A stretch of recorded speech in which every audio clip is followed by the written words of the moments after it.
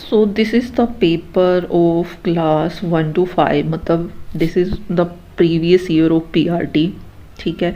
And the paper held on January 2012, मतलब 2012 में था ये पेपर। तो इसका जो 15 नंबर का पेडागोजी वाला पार्ट है ना, वो कर रहे हैं, कॉम्प्रीहेंशन वाला नहीं, ठीक है। वो आप खुद से करना, पर वो करके ज़रूर जाना।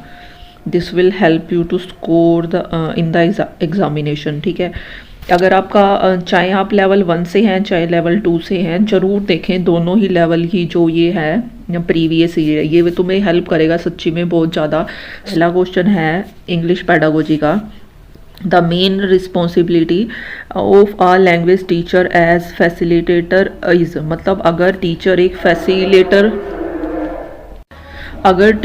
फैसिलिटेटर बना हुआ है, ठीक है, तो उसकी क्या ड्यूटी है, वो कैसे वो इम्प्रूव करेगा, ठीक है, बच्चों की जो वो है इंग्लिश है। तो अब देख लो इसको कैसे करना है। अगर जैसे कुछ ज़्यादा नहीं पता होता ना कि क्वेश्चन को कैसे कर रहे हैं, तो ना वो करने लग जाओ, एलिमिनेट करने लग जाओ, मतलब जो ऑप्शन नहीं हो सकता उसको काट दो। बेसिकली 1 या 2 ऑप्शन बचेंगे जिसमें से हमको चूज़ करना होता है, ठीक है। तो अब क्या है, to create a number of opportunity for learners to use the language meaningfully, कि बच्चों के लिए इतनी ज़्यादा अपॉर्चुनिटी पैदा कर देना कि वो लैंग्वेज को मीनिंगफुली यूज़ कर पाएँ। देखो ये तो होता ही है, अगर हमें कुछ सिखाना है तो हमें क्या देने हैं, ज़्यादा से ज़्यादा उनको अपॉर्चुनिटी देनी है, अवसर देने हैं, तभी वो सीख पाएंगे। पहला ऑप्शन हम रखते हैं, बाकी पढ़ते हैं। To provide a jot of information, jot होता है मतलब क्विक इन्फॉर्मेशन देना कोई भी चीज़ के बारे में। Make the learners listen to it, और लर्नर्स को बोलना इसको सुनो। टू स्ट्रिक्ट कंट्रोल रखना क्लास के ऊपर नहीं। To read the lesson aloud and provide explanation for each line, कि ज़्यादा क्या करना, लेसन को जोर जोर से पढ़ना और उसको एक्सप्लेन करना।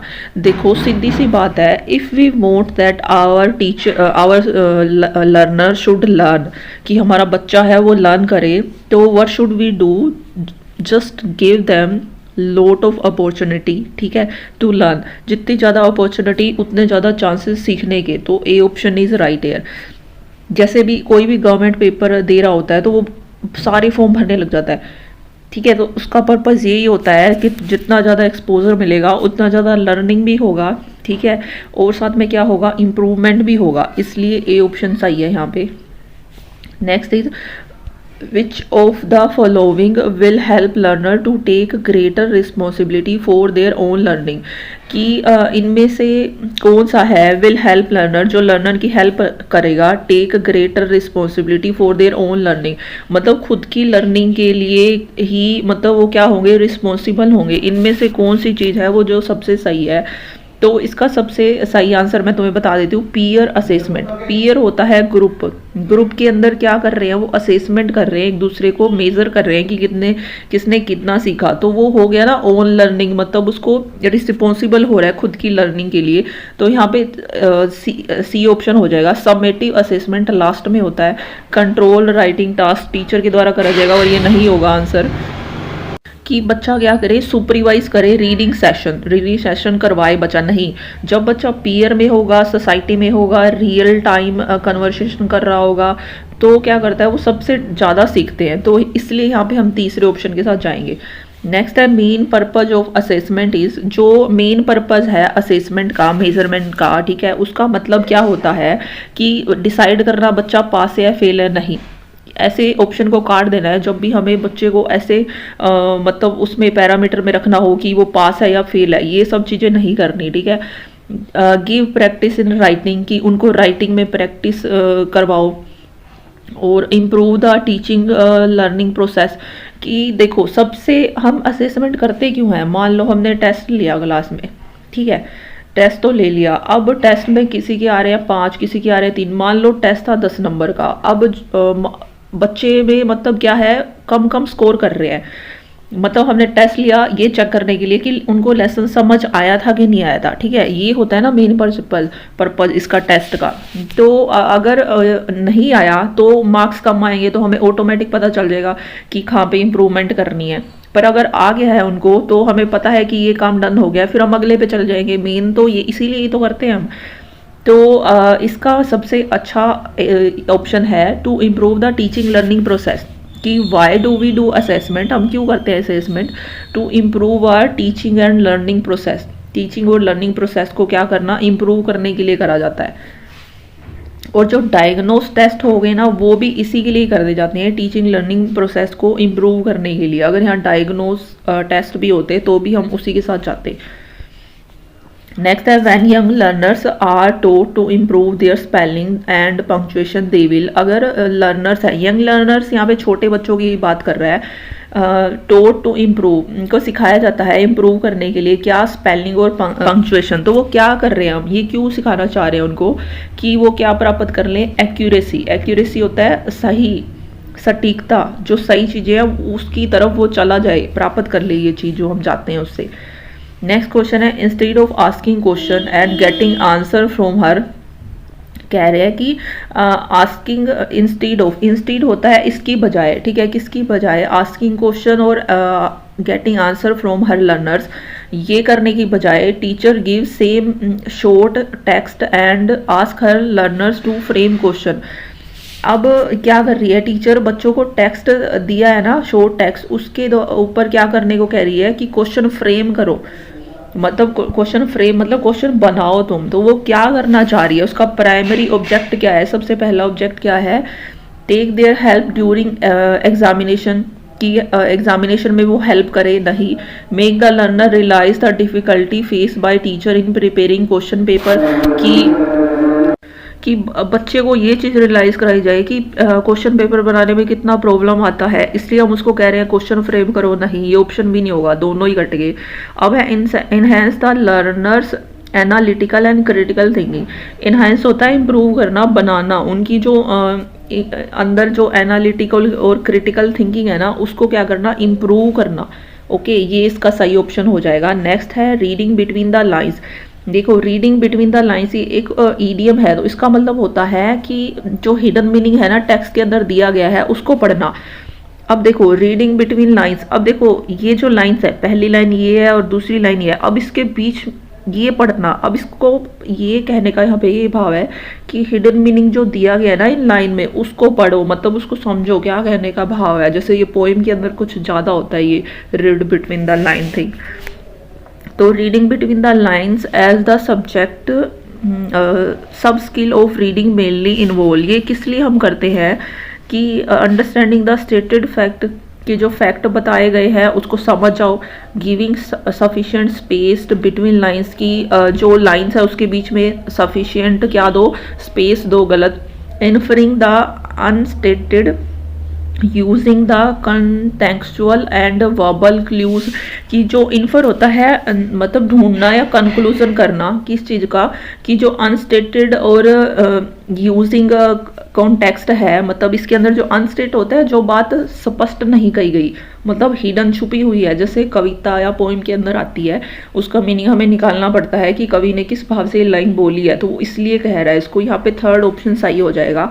ये क्वेश्चन है substitution table drill help teacher इन। जो सब्स्टिट्यूशन टेबल ड्रिल हेल्प है वो किस में हेल्प करता है, तो ये कह रहा है giving control practice of language, की कंट्रोल है, मतलब हमने बता दिया कि 150 शब्दों में लिखना है, इस टॉपिक पे लिखना है, इतना ही लिखना है, ऐसे कुछ पॉइंट्स होने चाहिए, मतलब उनको इंस्ट्रक्ट कर दिया गया, तो इसको बोलेंगे सब्स्टिट्यूशन टेबल ड्रिल हेल्प, मतलब कंट्रोल लैंग्वेज प्रैक्टिस करवाना बच्चों से। Next question is language skill are best learn. जो लैंग्वेज स्किल है वो कैसे एक सबसे अच्छे तरीके से सभी मतलब सीखी जा सकती है, only through written text and assignment.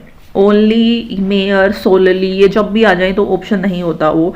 इसका हिंदी है कि रिटन टेक्स्ट और सिर्फ असाइनमेंट से ही हम लैंग्वेज को सीख सकते हैं, गलत। If they are taught in integrated manner, सबसे अच्छा है ये। देखो SLRW, there are 4 skill to learn any language, की speaking, listening, reading and writing, इन सबको इंटीग्रेटेड मैनर में ही सिखाना सबसे अच्छा तरीका है कोई भी लैंग्वेज है उसको सीखने का, और ये तीनों होती ही इंटीग्रेटेड है, SLRW, ठीक है। Next is after reading poem. Reading poem करने के बाद teacher involve the learner in group work, teacher क्या कर रहा है, बच्चों को ग्रुप वर्क में इन्वॉल्व कर रहा है, मतलब उनसे ग्रुप में वर्क करवा रहा है कुछ। One group rights the poem of the poem, पहला ग्रुप क्या कर रहा है, समरी लिखेगा पोइम की। दूसरा ग्रुप क्या कर रहा है, पिक्चर ड्रॉ कर रहा है, depict the main theme, depict होता है शो करना, जो शो कर रहा है मेन थीम को।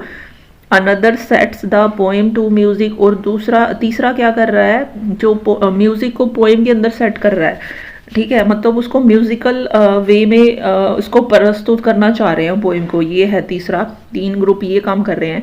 तो ये एक्टिविटी क्या होगी, वेस्ट ऑफ टाइम है? नहीं, सबसे गलत बात है। वेस्ट ऑफ टाइम कैसे है, इसमें तो बच्चे क्रिएटिव हो रहे हैं ना, कुछ सीख रहे हैं, कुछ अच्छा सीखेंगे, तो पहला ऑप्शन नहीं है। Cater to diverse ability and interest, ठीक है, देखते हैं। Aim preparing the learners for assessment, कि बच्चों को असेसमेंट के लिए रेडी करवाना नहीं, बच्चों को क्या कर रहा है, distract the learner from the lesson, कि बच्चों को डिस्ट्रैक्ट कर रहा है, मतलब उनका ध्यान हटा रहा है लेसन से। गलत, ध्यान कैसे हटा रहा है, ये तो उसी के ऊपर ही सब कुछ तो कर रहे हैं। तो सेकंड ऑप्शन हमारा सबसे अप्रोप्रिएट है, तो हो जाएगा कार्टर टू डाइवर्स। डाइवर्स होता है अलग अलग, विभिन्न प्रकार की एबिलिटी और इंटरेस्ट को क्या करना, इकट्ठा कर रहे हैं और वो सीख रहे हैं सब कुछ। नेक्स्ट है correct speech habit can be developed most effectively through, कि जो मतलब करेक्ट स्पीच हैबिट, स्पीच होता है बोलने से रिलेटेड जो हैबिट है ना, वो हम सबसे अच्छी कैसे सीख सकते हैं, हमारी जो प्रोनाउंसिएशन प्रैक्टिस है ना उससे। अगर वो सही है ना, जैसे कोई भी वर्ड है उसको अगर हम प्रोनाउंस सही कर रहे हैं, तो हम जो स्पीच अगर कभी देंगे तो वो अच्छे से डेवलप हो जाएगी। तो ए ऑप्शन यहाँ पे सही है सबसे, ठीक है। ये क्वेश्चन तो क्वेश्चन या इससे रिलेटेड हो जाएगा, मेंटल एबिलिटी और ये सब चीज़ों से, तो पहला ऑप्शन होएगा यहाँ पे।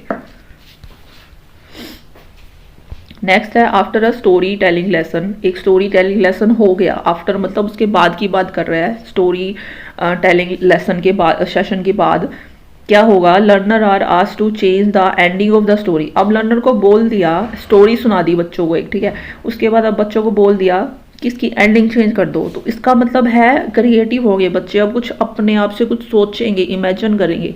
अब देखते हैं अंडरस्टैंड ग्रामर बेटर ना, कि बच्चा ग्रामर को अच्छे से समझ पाए, ये चीज़ नहीं है। लिबरेरी रेफरेंस स्किल, कि उनको लिबरल बनाना, नहीं, वैसे तो ये हो सकता है, पर अगर इससे अच्छा ऑप्शन हमें मिला तो हम उसके आ जाएंगे। एवेल्युएट द टीचर और ओरिजिनलिटी, की एवेल्युएट करना कि टीचर ने कितना अच्छे से टीच करा है, ये इसके अंदर नहीं आएगा। बिकम इमेजिनेटिव एंड क्रिएटिव सबसे सही है। अगर हम बच्चे को कुछ बता रहे हैं, मतलब एंडिंग चेंज करने की बात कर रहे हैं, तो मतलब हम उनको क्या बनाना चाह रहे हैं, क्रिएटिव बनाना चाह रहे हैं, और उनकी जो इमेजिनेटिव स्किल है उसको डेवलप करना चाहते हैं, कि बच्चा कितना सोच पा रहा है, ठीक है, इमेजिन कर पा रहा है। नेक्स्ट है under constructivist approach to language learning learners are encourage to, constructivist approach है, उसमें जो लर्नर है, जो लैंग्वेज लर्निंग लर्नर्स को क्या इनकरेज करने के लिए हम कह रहे हैं कि learn the grammar of rule, ना भाई कभी भी नहीं रूल लर्न करने। प्रैक्टिस लैंग्वेज ड्रिल मैकेनिकली, ठीक है, देखते हैं आगे। अवॉइड एरर्स कम्प्लीटली, एरर्स को पूरा कम्प्लीटली अवॉइड नहीं करना, पर लिटिल बिट अवॉइड करना है, ठीक है। Discover the rule of grammar from example, मान लो यहाँ पे कोई एग्जाम्पल दिया है ग्रामर का, कोई भी सेंटेंस दिया, उससे बच्चे ने रूल बना लिया कि ये इस रूल के बेस पे है, ठीक है, तो वो हो जाएगा। मतलब कंस्ट्रक्ट कर रहे हैं बच्चे, कुछ नया पैदा कर रहे हैं, ठीक है, सोच पा रहे हैं, तो वो हो जाएगा यहाँ पे। तो ए ऑप्शन सबसे सही है। Now young learner will enjoy a play, जो यंग लर्नर है वो प्ले एंजॉय कर रहे हैं, जो टेक्स्ट के अंदर दिया गया है, टेक्स्ट बुक के अंदर, तो वो क्या कर रहे हैं, listen to the teacher reading the play, वो सुन रहे हैं या वो इनेक्ट कर रहे हैं। इनेक्ट होता है मतलब करके दिखाना, एक्ट करना उस चीज़ के ऊपर। Gate detail explanation about the play from the teacher, कि बच्चे एक्सप्लेनेशन प्राप्त कर रहे हैं टीचर से, ठीक है। और रीड द प्ले साइलेंटली, या फिर वो चुपचाप प्ले को पढ़ रहे हैं। वो कब एंजॉय करेंगे, जब वो खुद इनेक्ट करेंगे, मतलब वो करके देखेंगे वो चीज़ें, कि तुम बिल्ली बन जाओ, मैं घोड़ा बन जाता हूँ, ऐसे करके। छोटा है, बच्चे हैं, वो तो ऐसे ही सीखेंगे, ठीक है। तो second option is right here.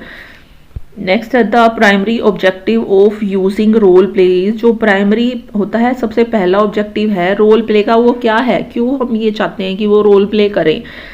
ये कह रहा है evaluate dialogue writing skill. Evaluate करना है मतलब उनका चेक करना है कि डायलॉग राइटिंग स्किल कैसा है। नहीं, प्रमोट द रीडिंग हैबिट को प्रमोट हम इससे नहीं करेंगे, रोल प्ले से।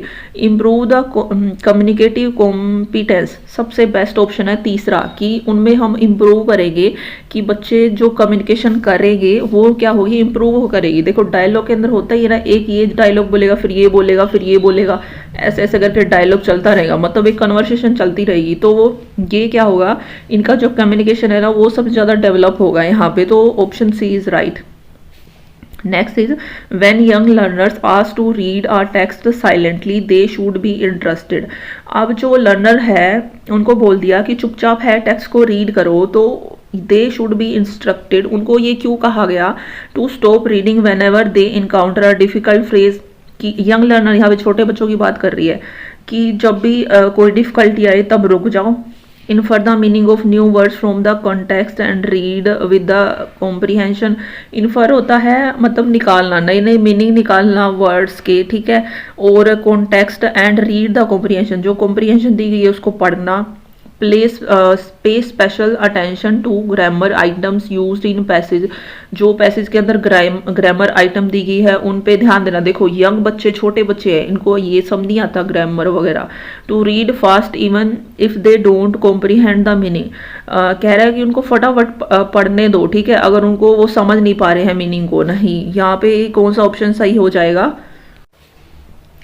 Option second is right here, कि क्या करना, नई नई मीनिंग को समझना, ठीक है, जो कॉन्टेक्स्ट इसमें आ रहे हैं कॉन्टेक्स्ट के अंदर। So this is all for today, hope तुम्हें समझ आ गया होगा। हम इससे पहले 2011 वाला पेपर कर चुके हैं।